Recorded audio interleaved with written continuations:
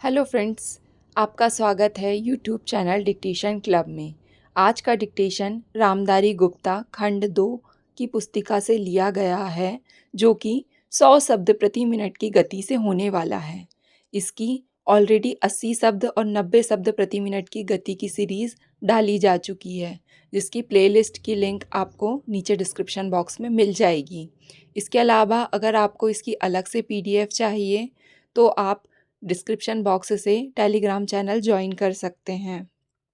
और अगर आपको हमारा यह प्रयास अच्छा लगता है तो चैनल को सब्सक्राइब ज़रूर करें, वीडियो को लाइक करें तथा वीडियो को अपने ज़्यादा से ज़्यादा दोस्तों के साथ साझा करें। तो ज़्यादा समय ना लेते हुए डिक्टेशन स्टार्ट करते हैं 5 सेकंड के बाद।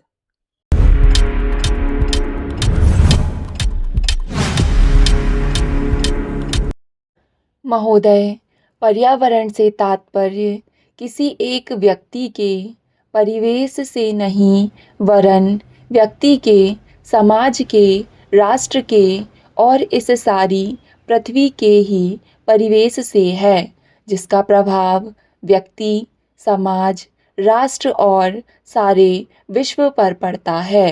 पर्यावरण से तात्पर्य पेड़, पौधों, नदी, पहाड़ या किसी तंत्र विशेष से नहीं, वरन उस समग्र वास्तविकता से है जिस पर मानव मात्र का अस्तित्व और उसका संपूर्ण आध्यात्मिक एवं भौतिक विकास निर्भर है। अस्तित्व केवल शारीरिक स्वास्थ्य ही नहीं, मानसिक भी। स्वस्थ शरीर में स्वस्थ मन ही अच्छे स्वास्थ्य की परिभाषा है। शारीरिक स्वास्थ्य हमारे आहार पर निर्भर है, जिसका स्रोत इस पृथ्वी का जल, थल, वायुमंडल है।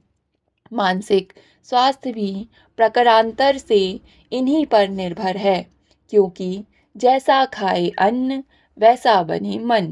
स्वस्थ जीवन पर सबसे अधिक प्रभाव हमारे चिंतन का, हमारी परंपराओं का और उन सब परिस्थितियों का पड़ता है जो हमारे ऊपर आरोपित हैं या की गई हैं या की जा रही हैं।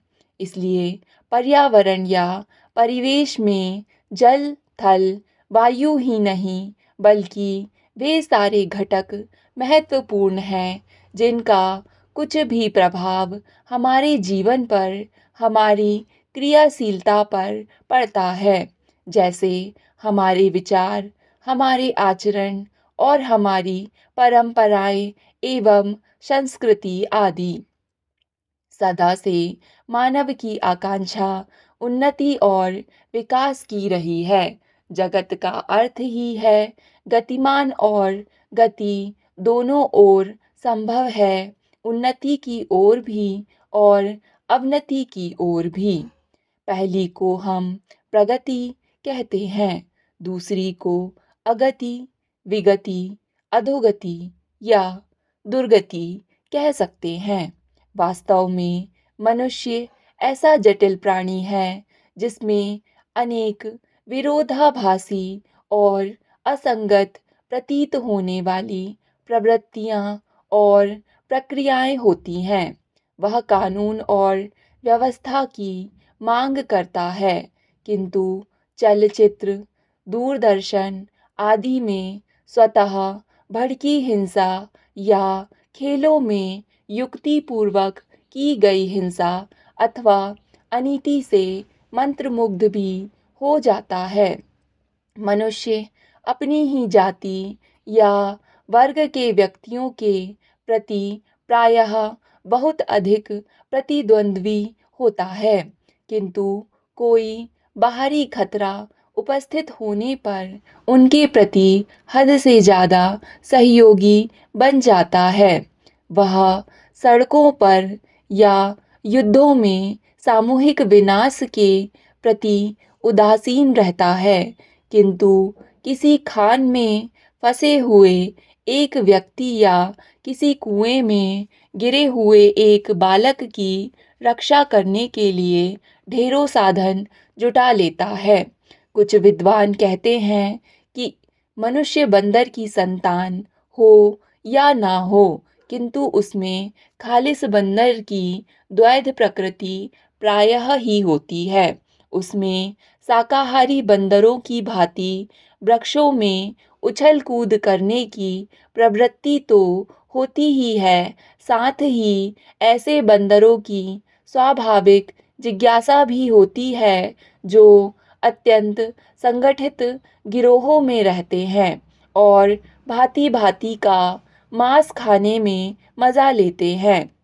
मनुष्य की ऐसी परस्पर विरोधी इच्छा आकांक्षाओं से निपटना असंभव होता है। फिर भी किसी प्रकार का संतुलित मध्यम मार्ग अपनाना अनिवार्य होता है। यही बुद्धिमानी का रास्ता है। विद्वानों ने मानव की मूलभूत आवश्यकताओं को 5 स्तरों में रखा है महोदय, जो एक के बाद एक आते हैं। शारीरिक आवश्यकताएं यथा भोजन, कपड़ा, मकान और आराम जीवन की मौलिक आवश्यकताएं हैं। दूसरे स्तर पर आती हैं सुरक्षा और भविष्य के प्रति निश्चिंतता। इनके लिए मनुष्य भांति भांति की वस्तुओं का संग्रह करता है। फिर है सामाजिक आवश्यकताएं, जैसे अपने परिवार के भीतर और फिर बाहर के दूसरे लोगों से अच्छे संबंध बनाए रखने के लिए सामाजिक, आर्थिक, राजनैतिक और मनोरंजनात्मक संगठन बनाना। चौथे स्तर पर है अहम संबंधी आवश्यकताएं, जैसे आत्मसम्मान, आत्मविश्वास और आत्मतुष्टि आदि।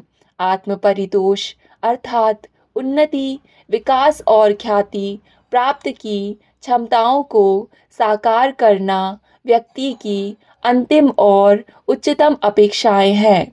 इन आवश्यकताओं की पूर्ति के लिए मनुष्य अपने आसपास उपलब्ध पर्यावरण का दोहन करता है। जल, थल, वायु ही नहीं, पेड़ पौधों, पशु पक्षी, जीव जंतुओं तक का उपयोग करता है।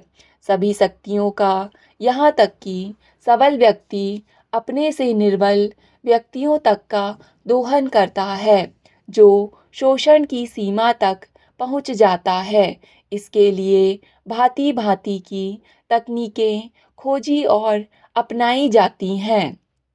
प्रौद्योगिकी ने मनुष्य को भांति भांति की आवश्यकताओं की वस्तुएं अभूतपूर्व प्रचुरता से देकर संतुष्ट किया है और आवश्यकता की सीमा रेखा भी खिसकाई है। विलासिता और सजावट की ऐसी सामग्री भी दी है जो अब बहुत कुछ आवश्यकताओं में गिनी जाने लगी है। स्वचालित वाहन, दूरदर्शन, धुलाई मशीन, सफाई मशीन, सिलाई मशीन, स्टोव, चूल्हे, मिक्सी, फ्रिज आदि आदि अब बहुत से लोगों के लिए अनिवार्य आवश्यकता की कोटि में आ गई है। तकनीकी और औद्योगिकी से अब यह संभव हुआ है, किंतु एक ऐसा अल्प वर्ग भी है जिसके लिए विलासिता आवश्यकता की कोटि में आ चुकी है। विज्ञान की जन समुदाय के लिए तो मौलिक न्यूनतम आवश्यकताएं भी विलासिता ही बनी हुई है।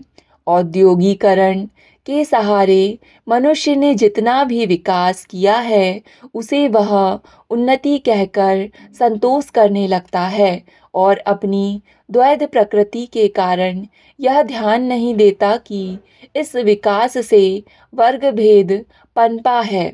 अमीरी गरीबी के बीच की खाई चौड़ी हुई है।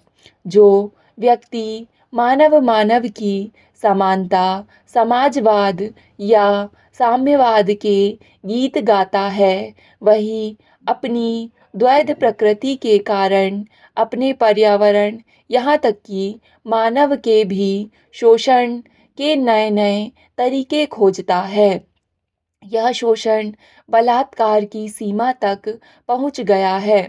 मनुष्य ने अपनी बुद्धि का उपयोग किया, फलस्वरूप भांति भांति का औद्योगिकीकरण हुआ और जल थल वायु सब प्रदूषण के शिकार हो गए। जितना ही अधिक विकास हुआ उतना ही अधिक विनाश हुआ। प्राकृतिक संपदा का भीषण ह्रास हुआ। व्यापक वन विनाश से भूमि बंजर और मरुस्थल बन गई। एक बड़ा हवाई जहाज एक दिन में जितनी ऑक्सीजन खर्च करता है उतनी ऑक्सीजन 17,000 हेक्टेयर वन में तैयार होती है, और वन बचे ही कितने हैं। इस उद्योग प्रधान सभ्यता का केंद्र पूंजी है और धर्म स्वार्थ है।